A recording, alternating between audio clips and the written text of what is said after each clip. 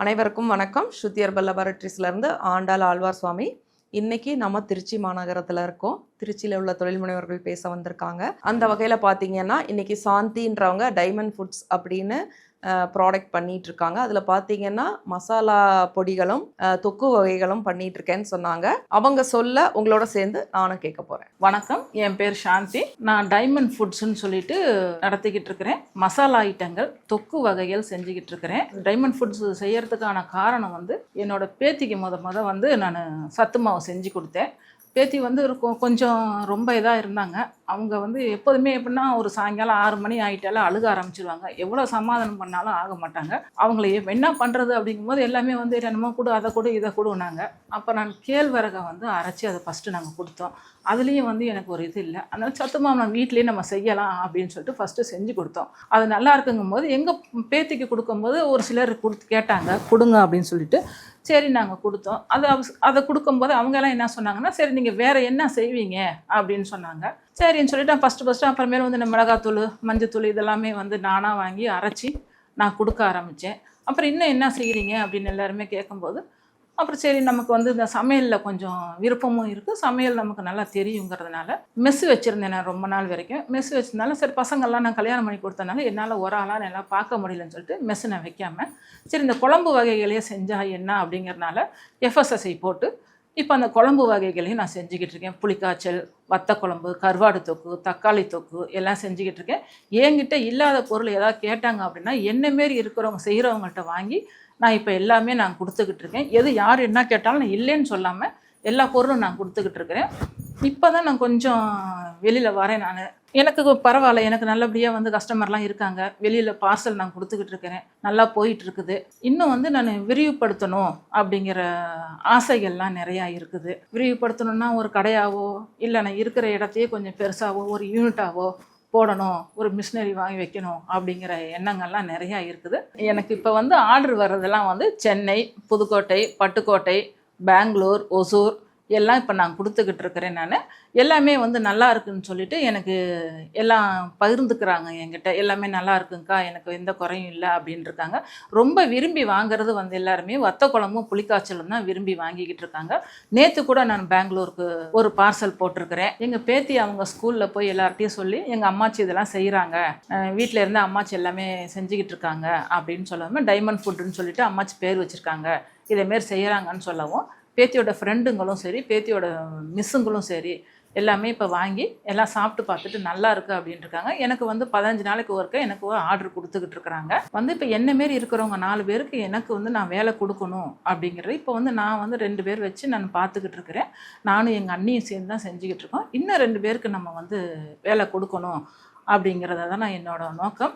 எங்கே தரமாக கிடைக்குதுங்கிறது தேடி தேடி வாங்கிட்டு வந்தால் நான் எல்லாமே தரமான முறையில் தான் நான் கொடுத்துக்கிட்டு இருக்கிறேன். இதை சாப்பாடு வடிச்சிட்டு ஒரு அவசரத்துக்கு எல்லாருமே வெளியில் வேலைக்கு போகிறவங்க, ஸ்கூலுக்கு போகிறவங்க எல்லாம் இருந்தாலும் புளிக்காய்ச்சல், தக்காளி தொக்கு, கருவாடு தொக்கு எல்லாமே இருக்குது. மேற்கொண்டு கருவாட்டு குழம்பு எல்லாம் எனக்கு என்ன கேட்குறாங்களோ எனக்கு வேணும் அப்படின்னு சொல்லிட்டாங்கன்னா நான் பக்கத்துலேயே எல்லாருக்குமே நான் செஞ்சு கொடுத்துருக்கேன். என்னை சுற்றி இருக்கிறவங்க எல்லோரும் பாதி பேர் பேச்சுலர் பசங்க தான்.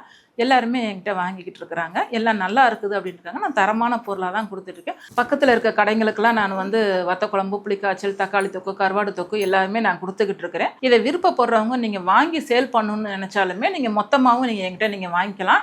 சாந்தி மிக சிறப்பாக பேசினாங்க. இதே அவங்க பாருங்கள் ஒரு சின்ன அளவில் ஆரம்பித்து அக்கம் பக்கத்தில் உள்ள பேச்சுலர்ஸ்க்கெல்லாம் கொடுத்து அவங்கெல்லாம் நல்லா இருக்குன்னு சொல்லி அவங்க ஃப்ரெண்ட்ஸ்க்கெல்லாம் சொல்லி பார்த்தீங்கன்னா ஐடி ஃபீல்டு எங்கெல்லாம் இருக்கோ அங்கே உள்ள பேச்சுலர்ஸ்க்கெல்லாம் அனுப்பிட்டு இருக்காங்க. எங்கெங்கம்மா சொன்னீங்க? ஓசூர், பெங்களூர், புதுக்கோட்டை, சென்னை, பட்டுக்கோட்டை எல்லாம் எல்லா இடத்துக்கும் அனுப்பிட்டு இருக்கு. எல்லாம் பேச்சுலர்ஸ் தான் வாங்குறாங்க. பார்த்தீங்களா எவ்வளோ பேச்சுலர்ஸ் அவங்ககிட்ட வாங்கி சாப்பிட்டு இருக்காங்க. சாதம் மட்டும் அடிச்சுக்கிறாங்களாம். அவங்களோட தொக்கு வகைகள், புளிக்குழம்பு அந்த மாதிரி இதெல்லாம் வாங்கி சாதம் மட்டும் வச்சுட்டு அதை வச்சு அவங்க யூஸ் பண்ணிக்கிறாங்க. எவ்வளோ நல்ல விஷயம் பாருங்கள். இன்றைக்கி வேலைக்கு போகிற பசங்க அவங்கவுங்களே சொந்தமாக சமைச்சு சாப்பிட்றப்ப ஒரு அம்மா கை பக்குவத்தில் அவங்களுக்கு அத்தனை விஷயங்கள் கிடைக்கிது. அப்புறம் அவங்க இன்னொரு விஷயம் சொல்லிட்டு இருந்தாங்க என்கிட்ட, ரொம்ப தரமான பொருளை வாங்கி தான் நான் ரா மெட்டீரியல் தான் வாங்கி பண்ணுறேன் அப்படின்னு சொன்னாங்க. ரொம்ப தேடி தேடி போய் மிளகா ஆகட்டும், மல்லி ஆகட்டும், சீரகம், மிளகு எல்லாம் விளையிற இடத்துக்கே போய் அதுலேயும் ஃபஸ்ட்டு குவாலிட்டி தான் வாங்கி பண்ணுறேன். அதனால் கொஞ்சம் விலை ஜாஸ்தியாக இருந்தாலும் தரமாக இருக்கும், கெட்டு போகாமல் இருக்கும் அப்படின்ற ஒரு விஷயத்த என்கிட்ட ஷேர் பண்ணாங்க. அப்புறம் பக்கத்தில் உள்ள கடைங்களுக்கு டிபார்ட்மெண்டல் ஸ்டோருக்கெல்லாம் சப்ளை பண்ணிகிட்டு இருக்கேன்னு சொன்னாங்க.